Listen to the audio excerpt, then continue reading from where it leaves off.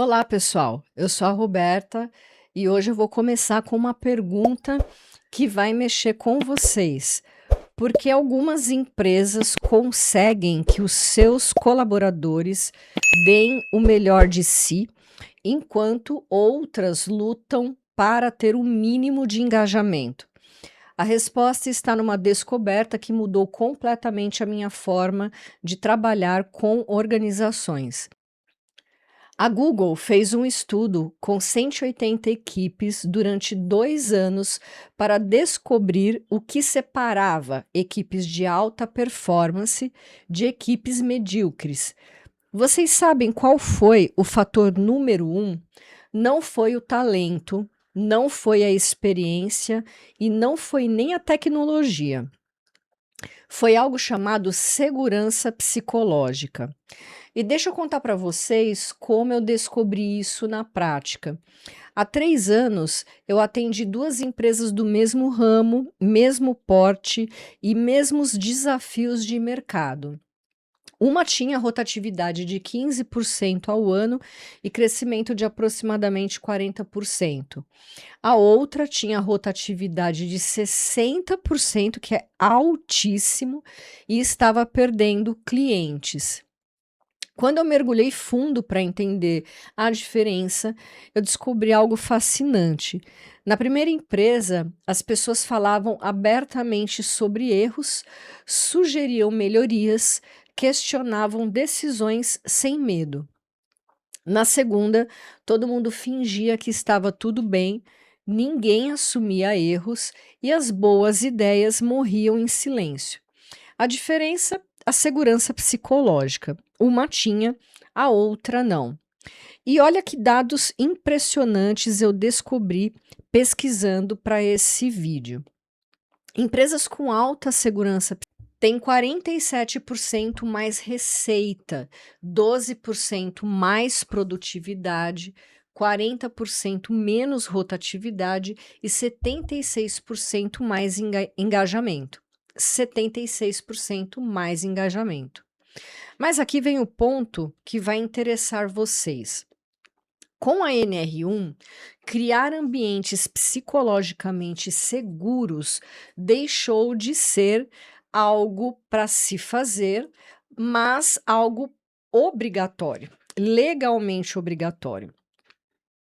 Mas aqui vem o ponto que vai interessar vocês.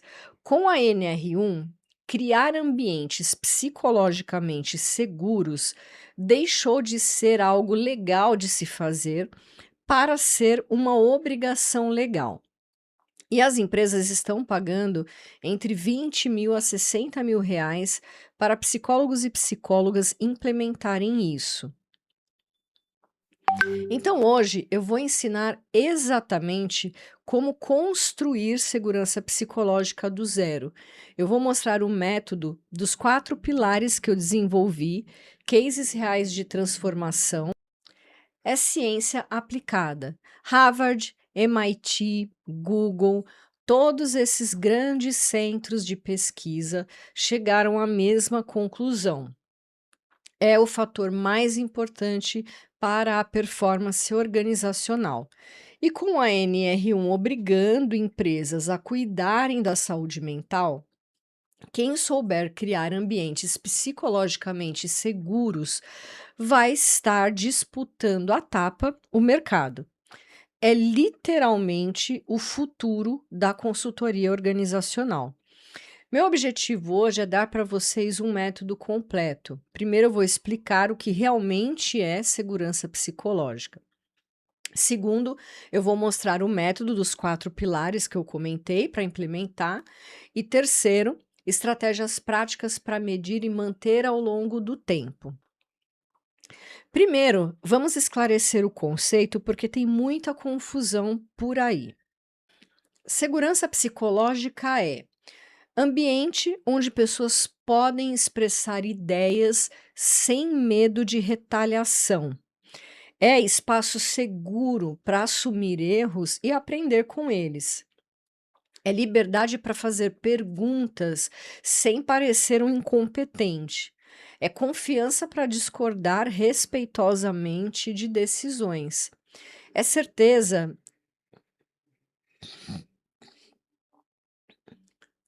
é certeza de que vulnerabilidades não serão usadas contra você. Segurança psicológica não é ambientes sem cobrança, lugar onde todo mundo concorda com tudo, espaços sem conflitos ou tensões criativas, proteção contra feedback negativo, ambiente onde não há consequências para má performance, ambiente onde não há consequência para má performance. Ou seja, é sobre criar coragem e não conforto. Vamos falar dos 4 níveis de segurança psicológica. Baseando-se nos estudos, principalmente da Harvard, identifiquei 4 níveis progressivos de segurança psicológica. Então, segurança de inclusão seria o primeiro nível. Então, a pessoa se sente aceita como é, sem precisar fingir ser outra pessoa. Ela pode ser autêntica sem julgamento. Quais seriam os sinais disso? A diversidade é valorizada, pessoas compartilham aspectos pessoais, não existem panelinhas excludentes. O nível 2 disso é a segurança de aprendizado. A pessoa ela pode fazer perguntas, admitir que não sabe algo, pedir ajuda sem parecer incompetente. Quais são os sinais disso? Perguntas são bem-vindas, não sei é uma resposta aceita. Mentoria é valorizada. Nível 3, segurança de contribuição. A pessoa pode sugerir ideias, propor melhorias, contribuir com a sua expertise sem medo de rejeição. Sinais: ideias são ouvidas, sugestões são implementadas, inovação é encorajada. Nível 4, segurança de desafio. A pessoa pode questionar decisões, discordar de superiores, apontar problemas sem retaliação. Quais seriam os sinais? Dissidência respeitosa é valorizada. Status quo é questionado. Verdade é mais importante do que hierarquia. Vamos pensar aqui um caso real. Deixa eu mostrar como isso funciona na prática com um case que eu acompanhei. É uma metalúrgica com 200 funcionários, uma cultura militar rígida, zero tolerância a erros. Resultado: 8 acidentes graves em um ano, porque ninguém reportava problemas de segurança com medo de serem culpados. Problema crítico: os funcionários sabiam de riscos, mas não falavam. Gestores tomavam decisões sem informações reais, porque não as tinham. Inovação do zero, porque ninguém sugeria melhorias frente ao que já se tinha. Então, implementamos uma intervenção de aproximadamente 6 meses. No primeiro mês, fizemos um diagnóstico completo e encontramos que 89%, mais ou menos, dos colaboradores tinham medo de falar sobre problemas. 67% deles já presenciaram situações de risco e não reportaram. 0%, 0% se sentiam à vontade para sugerir melhorias. No segundo, terceiro mês, entramos com os treinamentos de liderança. Gestores aprenderam a receber feedback sem comportamento defensivo. Fizemos também implementação de protocolos de erro como um aprendizado de fato. Fizemos a criação de canais seguros de comunicação. Já nos meses 4 e 5, mais ou menos, algumas mudanças estruturais. Reuniões semanais de quase acidentes para falar sobre isso, mas sem culpabilização. Sistema de sugestões com feedback obrigatório. Reconhecimento por reportar problemas. Reconhecimento positivo. Sexto mês, consolidação da nova cultura, celebração de erros que viraram aprendizado. Promoções baseadas em colaboração, não só em resultados. Indicadores de segurança psicológica no dashboard ali da empresa. Os resultados foram impressionantes, porque eles foram além das nossas expectativas lá no começo. Em 12 meses, os acidentes graves, né, caíram de 8, que era o nosso número inicial, para 0. Sugestões de melhoria, que nós tínhamos talvez 2 ali, cresceram para 847 por ano. Alguns podem achar isso ruim, mas não é, isso é bom, tá certo? Porque não se fazia sugestão, então tinha-se muita coisa para se falar sobre o ambiente de trabalho, coisas arriscadas. A rotatividade caiu de 35% para 12%. A produtividade aumentou 28%. E a percepção dos colaboradores em relação à satisfação aumentou de 4,1 para 8,3. Mas o mais impressionante, a empresa economizou 2,3 milhões em custos com acidentes, seguros e retrabalho.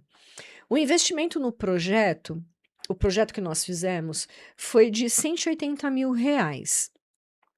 E o retorno sobre esse investimento que essa empresa teve, né, o retorno foi de mais ou menos 1.200%.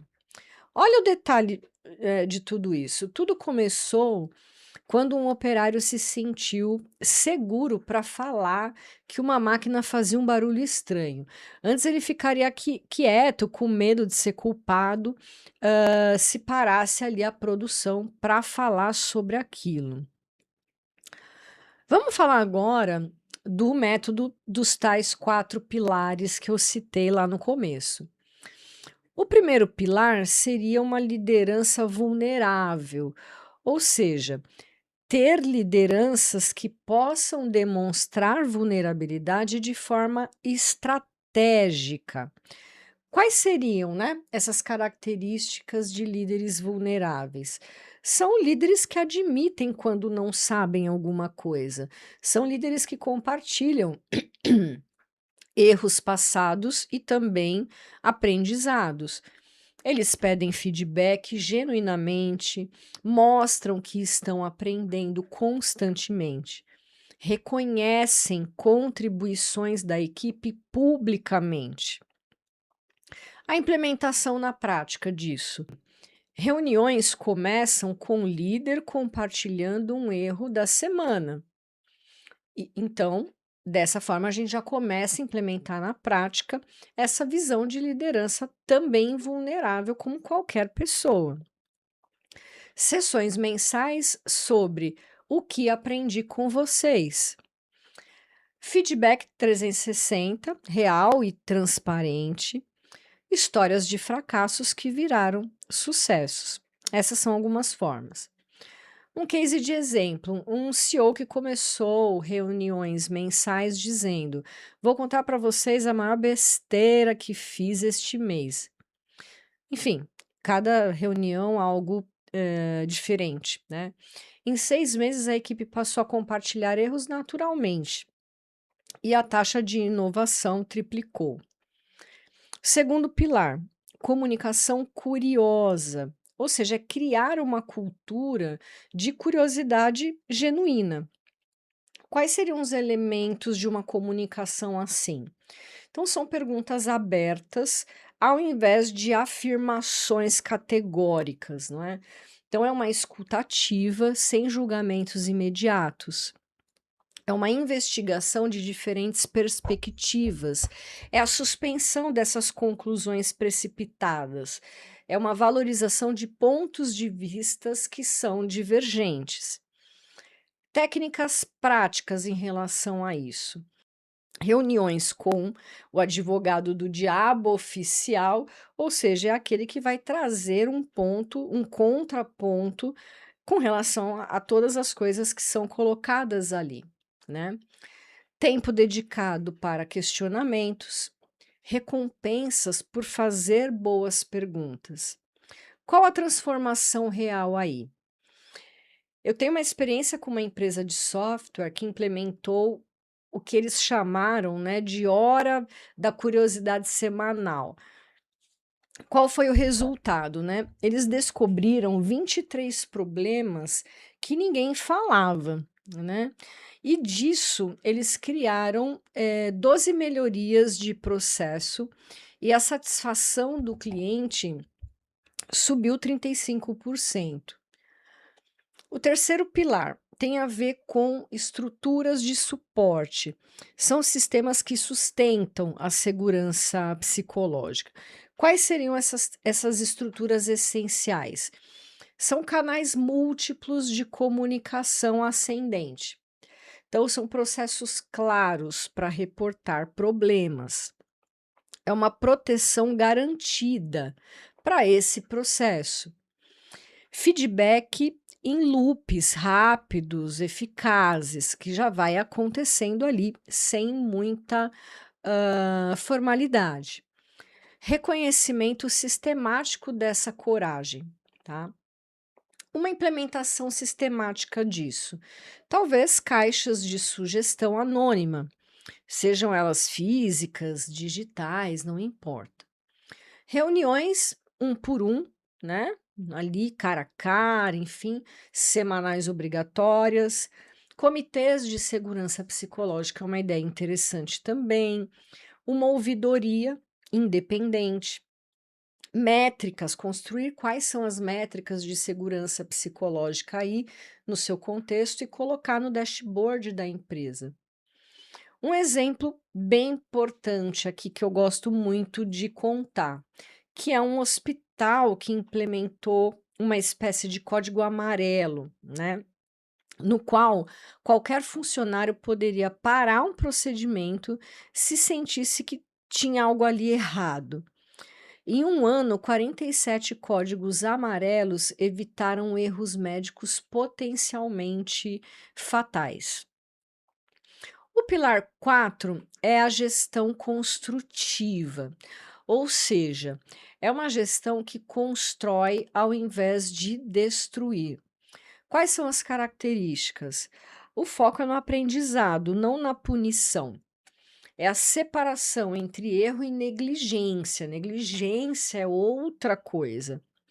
Consequências que sejam proporcionais aos equívocos, né? E que sejam principalmente consequências educativas, né? Que tenham um suporte para uma melhoria contínua. É a gente ter uma celebração de tentativas corajosas. Qual seria uma forma, né, de implementação disso? Protocolos de pós-mortem, né, uma brincadeira da gente poder falar depois da coisa, já depois que ela já aconteceu, né? Mas é poder falar disso sem culpa. Olha, já foi, né? Vamos fazer um protocolo então para isso? Já foi, já aconteceu, não tem problema. Então vamos criar um protocolo sem culpa. Planos de desenvolvimento pós-erro, mentoria para situações desafiadoras, reconhecimento por assumir responsabilidade. Agora, vamos pensar, né, em como medir e manter, né, ao longo do tempo essa segurança psicológica. A gente vai precisar de indicadores que realmente importam, que realmente vão medir essa manutenção da segurança psicológica. Então, podemos pensar, primeiramente, em indicadores quantitativos. Quais poderiam ser usados? Alguns exemplos. Taxa de sugestões por funcionário por mês é um indicador. Quanto eu tinha antes, quanto eu tenho depois. Eu posso pensar em tempo médio entre um problema identificado e ele ser reportado. Esse tempo tem que ir reduzindo.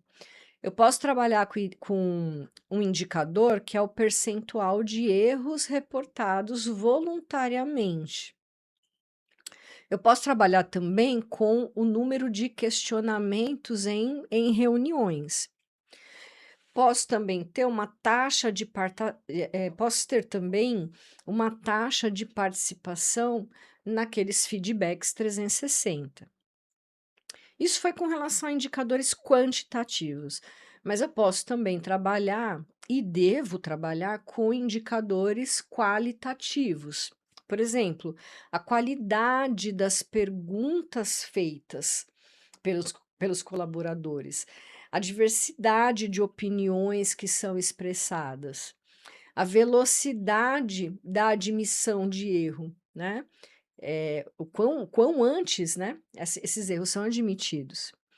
O nível de discordância respeitosa, a autenticidade das interações. Então, são indicadores qualitativos.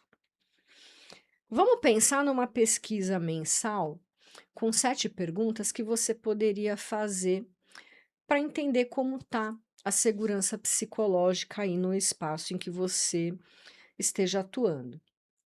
Vamos lá, são boas perguntas para se fazer para os colaboradores. Sinto-me à vontade para ser eu mesmo no local de trabalho? Eu posso falar sobre erros sem medo de punição? As minhas ideias são ouvidas e consideradas? Se fizerem sentido, são consideradas? Eu posso discordar do meu chefe respeitosamente? Eu sinto que eu posso pedir ajuda quando eu preciso? Os erros, eles são tratados como uma oportunidade de aprendizado? Eu me sinto valorizado pela minha contribuição única? Agora vamos pensar isso se mantendo ao longo do tempo, né? Esse aqui é o grande desafio, né? Ou seja, não é só criar a segurança psicológica, mas é mantê-la. Então, aqui estão algumas estratégias que funcionam, né? Que são rituais de manutenção. A gente pode trabalhar com check-ins semanais de clima psicológico. Também posso trabalhar com histórias mensais de coragem no trabalho para se colocar frente a erros, a equívocos.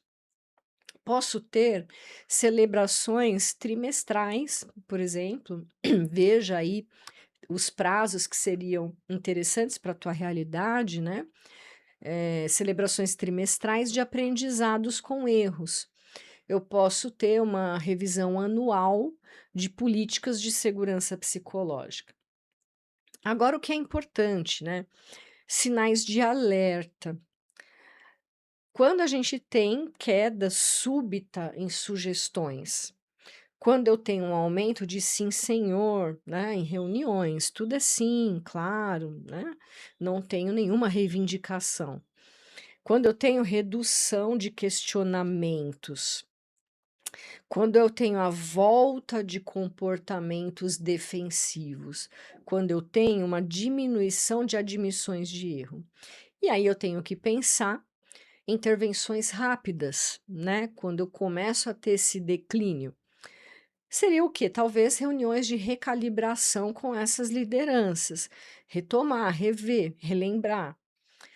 Workshops de reforço para as equipes, investigação de mudanças organizacionais que talvez estejam afetando o processo e que esteja levando a essa recaída, vamos dizer assim, né? Talvez ajustes em alguns processos que inibiram, né, essa segurança. Pensando em erros que podem destruir a segurança psicológica, vamos pensar em alguns que a gente precisa tomar bastante cuidado. Por exemplo, punir alguém após pedir, honestidade, né. Então pensa, uma única retaliação destrói anos de construção de confiança. Então você pede honestidade da pessoa e depois pune, né, essa pessoa. Você vai acabar com a confiança ali. Uma outra situação seria o quê? Líderes que pregam, falam, falam, falam, mas não praticam, né. Faça o que eu digo, mas não o que eu faço. Isso também acaba com a segurança psicológica.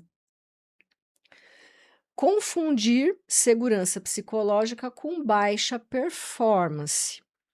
Então, ambiente seguro não significa você aceitar mediocridade. Um outro erro é implementar sem treinamento adequado. Gestores precisam aprender como criar segurança, não só cobrar ou não só o porquê as pessoas não estão seguras, mas eu tenho que saber como criar. Um outro erro é não ter paciência com o processo da construção da segurança psicológica, que pode levar meses para poder se consolidar de fato.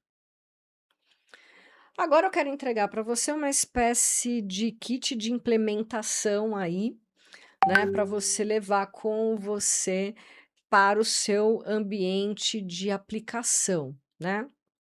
Então vamos pensar como um checklist aí dos pilares. Então, as lideranças estão demonstrando vulnerabilidade estratégica, lembra que a gente falou sobre? A comunicação está sendo, baseada em curiosidade genuína? As estruturas de suporte para expressão segura existem? O que você está vendo ali, percebendo e o que estão te falando é sobre uma gestão construtiva focada em aprendizado? Vamos pensar agora em perguntas para um diagnóstico rápido. As pessoas falam abertamente sobre problemas aqui? Erros são tratados como oportunidades de aprendizado ou não aqui nesse lugar? Você se sente à vontade para discordar do seu chefe? Suas ideias são realmente ouvidas e consideradas quando elas fazem sentido? Você pode ser autêntico sem medo de julgamento? Bom, agora vamos pensar algumas ações imediatas assim para começar. Então, o líder compartilha um erro pessoal na próxima reunião. Beleza? Então, já vamos começar. Pontapé inicial. Implementar 5 minutos de perguntas abertas em todas as reuniões. 5 minutos, pelo menos, vai ser para perguntas. Criar um canal anônimo de feedback. Estabelecer um ritual semanal de reconhecimento dessa coragem de se colocar, de perguntar. Treinar gestores em escuta ativa e em feedback construtivo. Gente, deixa eu compartilhar uma coisa aqui que mudou a minha perspectiva sobre segurança psicológica. Ela não é só sobre você ser bonzinho, boazinha, é sobre você ser eficaz de fato. As empresas mais inovadoras, mais produtivas, mais resilientes do mundo, elas têm uma coisa em comum, que são pessoas que se sentem seguras para serem corajosas, para serem criativas, para falarem, né, de verdades inconvenientes, para tentarem coisas novas, para admitirem eventualmente quando não sabem alguma coisa.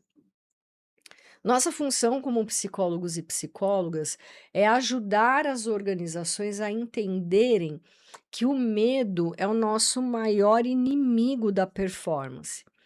E segurança psicológica é o antídoto mais poderoso contra esse medo organizacional. Então, se você chegou até aqui nesse vídeo, deixa aqui nos comentários um segurança psicológica e me conta se você já trabalhou em ambientes psicologicamente seguros e como foi a diferença, né, de ter experimentado um lugar assim. Ou até mesmo se você é alguém, um psicólogo, psicóloga ou algum outro profissional que está trabalhando essa questão em alguma instituição ou organização. Mais adiante, em algum momento, eu vou falar também sobre análise institucional aplicada, como decifrar culturas organizacionais tóxicas e transformá-las. Tenho certeza que vai ajudar muito vocês.